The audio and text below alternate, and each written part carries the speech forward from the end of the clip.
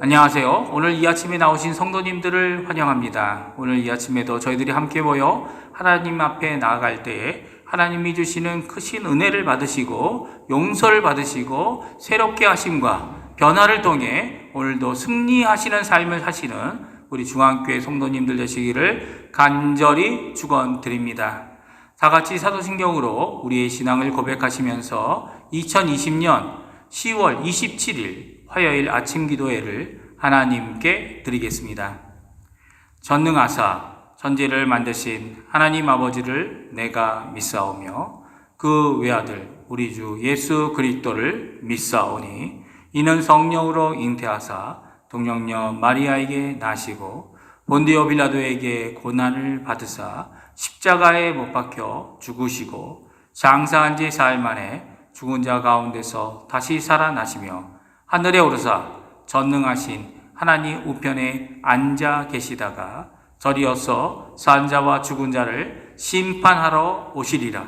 성령을 믿사오며 거룩한 공예와 성도가 서로 교통하는 것과 죄를 사하여 주시는 것과 몸이 다시 사는 것과 영원히 사는 것을 믿사오나이다. 아멘. 이 시간에 하나님을 찬양하겠습니다. 찬송가 299장, 통일찬송가 418장, 하나님의 사랑은 하나님께 찬양하겠습니다. 하나님 사랑은 온전한 참 사랑 내 맘에 부어주시사 충만케 하소서. 내 주님 참 사랑 햇빛과 같으니 그 사랑 내게 비추사 뜨겁게 하소서.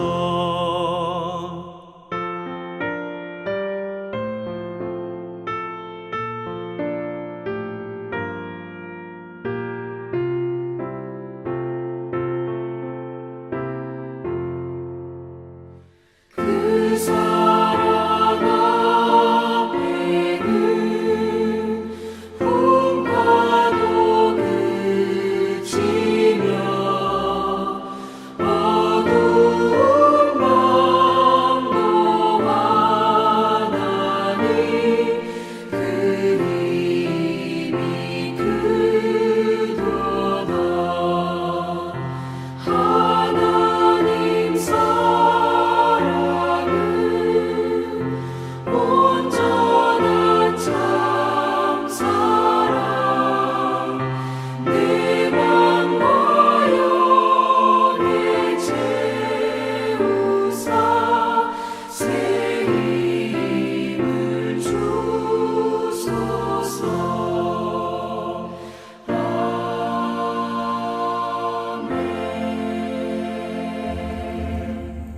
아멘. 이 시간 합심하여 기도하는 시간 갖도록 하겠습니다.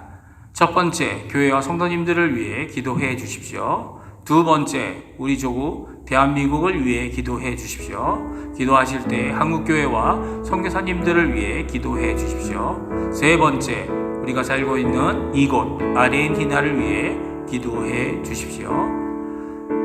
같이 기도하겠습니다.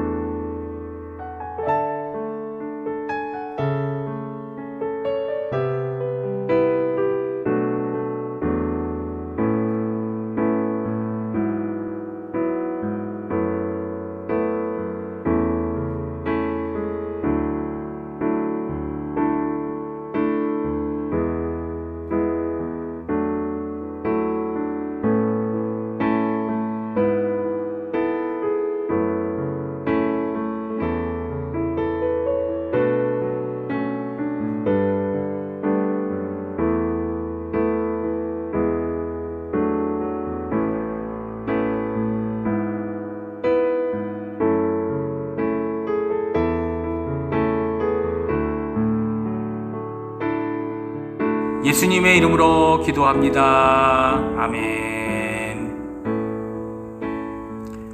오늘 이 아침에 저희들이 읽을 하나님의 말씀은 시편 36편입니다. 1절부터 마지막 절인 12절까지의 말씀을 같이 읽겠습니다. 시편 36편 1절에서 12절까지의 말씀입니다. 제가 갖고 있는 성경으로는 구약 성경 827페이지에 있습니다. 다 찾으신 줄 알고 같이 읽겠습니다. 악인의 죄가 그의 마음속으로 이르기를 그의 눈에는 하나님을 두려워하는 빛이 없다 하니 그가 스스로 자랑하기를 자기의 죄악은 드러나지 아니하고 위험을 받지도 아니하리라 함이로다. 그의 입에서 나오는 말은 죄악과 속임이라. 그는 지혜와 선행을 그쳤도다. 그는 그의 침상에서 죄악을 꾀하며 스스로 악한 길에 서고 악을 거절하지 아니하는도다. 여호와여, 주의 인자하심이 하늘에 있고 주의 진실하심이 공중에 사무쳤으며 주의 의는 하늘의 산들과 같고 주의 심판은 큰 바다와 같으니이다. 주는 사람과 짐승을 구하여 주시나이다. 하나님이여, 주의 인자하심이 어찌 그리 보배로우신지요. 사람들이 주의 날개에 그늘 아래 피하나이다. 그들이 주의 집에 있는 살찐 것으로 풍족할 것이라. 주께서 주의 복락의 강물을 마시게 하시리이다. 진실로 생명의 원천이 주께 있사오니 주의 빛 안에서 우리가 빛을 보리이다. 주를 아는 자들에게 주의 인자하심을 계속 베푸시며 마음이 정직한 자에게 주의 공의를 베푸소서. 교만한 자의 발이 내게 이르지 못하게 하시며 악인들의 손이 나를 쫓아내지 못하게 하소서. 악을 행하는 자들이 거기서 넘어졌으니 엎드려지고 다시 일어날 수 없으리이다. 아멘. 오늘 먼저 이 아침에 나와 하나님 앞에 기도하며 하나님 앞에 간구하시는 우리 중앙교회 성도님들에게 하나님의 주시는 말씀과 은혜와 또 기도 응답을 받아 하나님 앞에 크신 힘으로 하루를 사시는 귀한 우리 중앙교회 성도님들 되시기를 간절히 축원드립니다. 오늘 우리가 읽은 시편은 다윗의 찬양입니다. 다윗 자신이 여호와의 종으로서 부른 찬양이다라는 제목을 가진 시편입니다. 혹은 이를 지혜의 시편으로 구분하여 교훈하는 또 교육적인 의미를 가지고 있다고도 말하기도 합니다. 그 이유는 어떤 특정한 시간과 장소들이 구분된 상황에서 부른 노래가 아니기 때문입니다. 그러나 오늘 이 다윗의 찬양은 우리에게 세 가지 마음을 보여주고 있습니다. 그리고 이 구분된 세 가지 마음에 대하여 세 가지 단락으로 우리가 나누어 볼 수 있습니다. 첫 번째 단락은 1절부터 4절까지로 악인의 마음에 대해 말씀해 주고 계시고 5절부터 9절까지는 하나님 여호와의 마음을 우리에게 말씀해 주고 계시며 마지막 절인 10절에서 12절까지는 그를 경외하는 자들의 마음을 드러내고 있습니다. 또 이렇게 구분할 수 있는 이 세 구분을 달리 제목을 정할 수 있는데요. 첫 번째 단락은 하나님을 두려워하지 않는 악인들에 대하여 말씀하고 계시고 두 번째 단락은 우리가 경외하는 하나님은 어떤 분인가 라고 제목을 정할 수 있으며 마지막 단락은 이런 하나님을 아는 자들을 향한 하나님의 보호, 하나님의 심판, 또 성도들의 간구를 함께 적어 끝을 맺고 있는 것을 볼 수 있습니다. 특별히 우리에게 관심을 끄는 구절이 있다면 바로 첫 단락의 1절에 나와 있는 말씀인데요. 그 문장의 시작을 죄가 하고 있는 것을 보게 됩니다. 죄악이 악인에게 다음과 같이 증언하고 있다라고 말씀하고 계시죠. 우리 1절 말씀 다시 한번 읽어보겠습니다. 악인의 죄가 그의 마음속으로 이르기를 그의 눈에는 하나님을 두려워하는 빛이 없다 하니. 아멘. 죄가 그 악인에게 선언하고 말하고 있는 조금 이상해 보이는 구절입니다. 그러나 죄를 이렇게 사람처럼 의인화하여 표현된 성경은 여러 곳에서 발견됩니다. 그 중에 첫 번째 나온 것이 바로 가인과 문 앞에 엎드려져 있는 죄에 대한 표현입니다. 그러면 악인에게 말하고 있는 죄악의 선언은 무엇입니까? 그것은 바로 하나님에 대한 두려움, 경외가 그의 두 눈 앞에 없다라는 선언입니다. 오늘 본문의 중심 내용을 말하고 있는 구절이기도 한데요. 악인이란 일반적인 정의로는 그들이 행하는 악으로 인한 통칭적인 표현이라고 생각되어집니다. 하지만 오늘 본문은 죄가 선언하는 악인의 정의는 바로 악인이라는 단어의 뜻은 바로 하나님께 대한 두려움이 없는 자들이다라고 죄가 말을 하고 있는 것입니다. 특별히 그들의 두 눈 앞에는 보이지 않는 하나님에 대한 경외가 없는 자들, 믿음이 없는 자들, 더 나아가서는 두려워해야만 할 대상이신 하나님께 대하여 무례함으로 가득 찬 자가 바로 악인이라고 정의하는 것입니다. 왜 이렇게 되었을까요? 하나님의 위대하심은 자연을 통해 익히 알 수도 있고 또한 자신, 인간의 속에 남아있는 종교의 씨가 있어서 하나님을 더듬어 알 수 있는 것이 있는데도 그들이 하나님을 애써 두려워하지 않는 악인이 되는 이유를 2절에 우리에게 말씀해 주고 계십니다. 2절 말씀 같이 읽어보겠습니다. 그가 스스로 자랑하기를 자기의 죄악은 드러나지 아니하고 미워함을 받지도 아니하리라 함이로다. 그 이유는 간단합니다. 죄악의 비밀성, 죄악의 일반성 때문입니다. 자신의 죄악을 드러내어지는 일이나 그 죄를 미워하는 것조차 일어나지 않는다는 겁니다. 자신 스스로 무디고 없는 것 같이 여겨지는 일이 일어나고 있다는 겁니다. 다시 말하면 자신이 가지고 있는 느끼는 최소한의 죄의식을 없는 것처럼 여기고 살기 때문이다 라고 말합니다. 이런 일을 한 사람이 있습니다. 모든 인간의 자아의식과 심리학의 아버지라 불리우는 프로이드 박사입니다.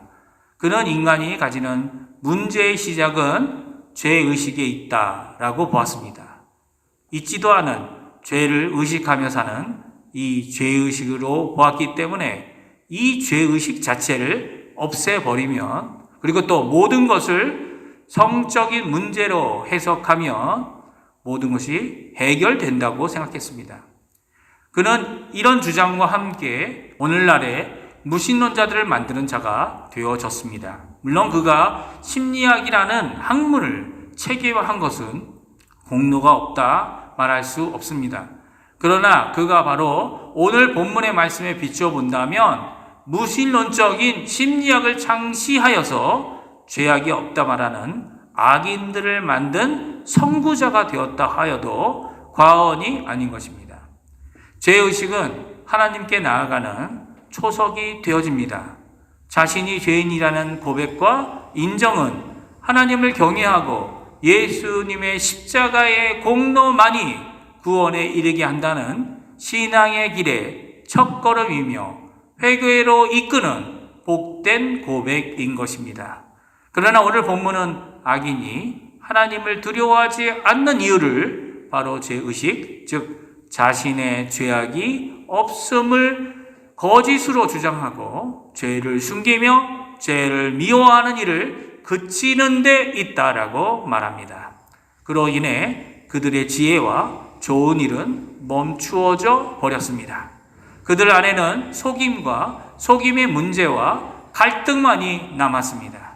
얼마나 거짓이 많으면 꿈속에서도 잠자리에서도 거짓과 속임을 꾸미는 자들이다라고 말씀하고 있지 않습니까? 그의 삶 안에 하나님의 좋은 것은 없고 악한 것을 거절하지도 않는 자들이다라고 오늘 성경은 말씀해 주고 계십니다. 우리는 어떻습니까? 나의 삶에도 이런 고집, 아집, 그리고 스스로를 덮는 일이 있지는 않는가요? 사실 그리스도인들은 관여하고 간과하는 일을 잘 해야 합니다. 남의 잘못에 대해 말입니다. 그러나 자신의 죄, 자신의 잘못, 남이 상처받는 일에 대해서는 섬세해야 합니다. 일일이 고백하고 일일이 용서를 구하는 일이 적극적이어야만 합니다. 왜요? 그 죄악 하나하나를 다 하나님께서 미워하고 계시기 때문입니다. 그러면 시편 36편에 하나님은 누구라고 소개하고 있습니까? 특별히 5절과 6절은 여호와여라는 단어로 문장을 시작하여서 여호와여라는 단어로 6절의 문장을 끝을 맺고 있습니다. 우리 다 같이 5절과 6절 말씀을 같이 읽어보겠습니다. 여호와여, 주의 인자하심이 하늘에 있고 주의 진실하심이 공중에 사무쳤으며 주의 의는 하늘의 산들과 같고 주의 심판은 큰 바다와 같으니이다. 여호와여, 주는 사람과 짐승을 구하여 주시나이다. 아멘. 5절과 6절은 여호와가 누구신지를 잘 표현하고 있습니다. 5가지 단어를 사용하고 있는데요. 첫 번째는 인자입니다. 인자는 사랑으로도 번역 가능한데요. 하늘과 같은 것이다 말씀하고 계시고요. 두 번째로는 진실입니다. 특별히 하늘의 다른 말인 궁창, 창공이란 말로 표현하고 있는 이 진실은 하나님은 신실하시고 변하지 않는 분이다. 거짓이 없다라는 하나님의 두 번째 성품을 말하고 있습니다. 그리고 세 번째 하나님의 성품은 하나님의 의를 표현하고 있는 산들, 첩첩산 중에 그 땅의 중심, 중추와 같은 산맥이 바로 하나님의 의다라고 표현하고 있습니다. 네 번째는 주님의 판단입니다. 바다의 큰 깊음과 같이 기쁨을 가진 판단을 말하고 있죠. 그리고 5번째는 구원하시는 분이다라고 말씀하고 계셔서 네 번째 주의 판단과 함께 하나님께서 하시는 구원을 연결하고 있는 것을 보게 됩니다. 그분의 구원이 믿음의 의로 구원받을 뿐만 아니라 또한 믿음을 갖지 않는 자들에게 멸망을 구하시는 하나님의 심판을 말씀하고 계십니다.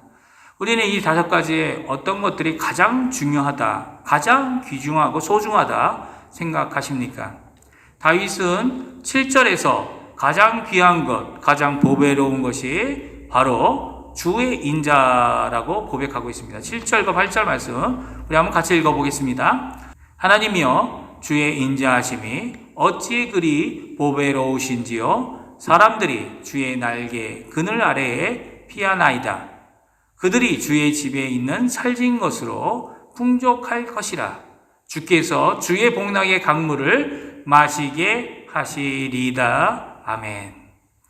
주의 인자하심 아래서 피난처를 얻고 살찜의 풍성함과 복락의 강물을 얻고 있다라고 다윗은 고백하고 있습니다. 누구로부터 얻고 있습니까? 생명의 원천이신 주님으로부터 얻는다라고 고백하고 있습니다. 9절에 다음과 같이 말씀하시죠. 진실로 생명의 원천이 주께 있사오니 주의 빛 안에서 우리가 빛을 보리이다. 아멘. 그래서 다윗은 이런 은혜를 받은 자로서 하나님께 간절히 간구하는 것이 있습니다. 그것은 무엇입니까? 10절에 나와 있는데 우리가 같이 한번 읽어보겠습니다. 주를 아는 자들에게 주의 인자하심을 계속 베푸시며 마음이 정직한 자에게 주의 공의를 베푸소서. 아멘. 10절에는 주의 인자하심을 계속하여 주십시오라고 하나님께 기도하고 있습니다. 우리에게 계속 베풀어 주십시오라고 간구하고 있는 것이죠. 그렇습니다. 이 세상에는 악인이 존재하고 하나님을 두려워하지도 않는 자들이 존재합니다. 우리의 말에 씨도 먹히지 않는 자들이 존재한단 말입니다. 죄의식도 타인을 고려하지도 않는 무지막지한 악인들이 존재하여 악이 성행하고 승리하는 것 같지만 이 세상의 모든 것을 다스리시고 오늘도 좋은 것으로 베푸시는 하나님이 계시고 하나님의 인자가 사랑이 있다라는 겁니다. 그의 인자가 흘러 넘치고 계속 되어지고 있는 것입니다. 결국 의롭고 진실하며 귀하기 귀한 하나님의 인자는 하나님을 경외하는 자들을, 하나님을 믿고 의지하는 자들을 이런 포악한 악한 자들로부터 보호하십니다. 하늘과 같이 높고 높은, 넓고 넓은 하나님의 인자하심 가운데, 그의 보호하심 가운데, 그의 인도하심과 하나님의 날개 그늘 아래에 참 피난처를 누리게 해 주신다는 것이죠. 오늘 다윗과 같이 주님이 우리에게 이런 귀한, 정말 소중한 인자하심과 사랑을 풍성히 베푸시는 귀한 우리 중앙교회 성도님들 다 되시기를 간절히 축원드립니다. 그래서 오늘도 그 하나님의 인자하심으로 또 하나님의 사랑하심으로 하나님의 사랑 안에서 승리를 얻으시는 우리 중앙교회 성도님들 되시기를 간절히 축원드립니다. 기도하겠습니다. 할렐루야. 하나님 아버지 감사합니다. 이 아침에 저희들이 정말 소중한 하나님의 인자를 저희들이 받고 사랑을 받고 오늘도 힘을 내며 하나님을 찬양하는 하나님 앞에 영광을 돌리는 삶을 살게 해주신 하나님께 감사드립니다. 비록 이 세상에는 악한 자들이 있고 그들의 포악성으로 우리를 위협하지만 하나님께서는 끝없는 인자하심으로, 끝없는 보호하심으로, 끝없는 하나님의 사랑으로 그들을 결국 심판하실 뿐만 아니라 저희를 보호해 주시고 또한 그들에게도 하나님의 귀한 이 인자함에, 귀한 하나님의 사랑에 복음을 들리게 해 주셔서 그들 또한 주께 돌아오는 귀한 역사를 이루시는 사랑의 하나님임을 저희들이 이 시간 고백합니다. 하나님, 오늘 하루도 주님의 이 풍성한 은혜, 풍성한 사랑, 인자하심 가운데 저희들이 하루를 살게 도와주시고 하나님이 붙드시는, 또 우리도 하나님을 붙드는 귀중한 아름다운 하나님의 백성의 삶을 저희들이 살 수 있도록 역사하여 주시옵소서. 감사드리며 예수님의 이름으로 간절히 기도하옵나이다. 아멘. 하늘에 계신 우리 아버지여, 이름이 거룩히 여김을 받으시오며 나라의 임하옵시며 뜻이 하늘에서 이루어진 것 같이 땅에서도 이루어지리이다. 오늘날 우리에게 일용할 양식을 주옵시고 우리가 우리에게 죄 지은 자를 사하여 준 것 같이 우리의 죄를 사하여 주옵시고 우리를 시험에 들게 하지 마옵시며 다만 악에서 구하옵소서. 대개 나라와 권세와 영광이 아버지께 영원히 있사옵나이다. 아멘.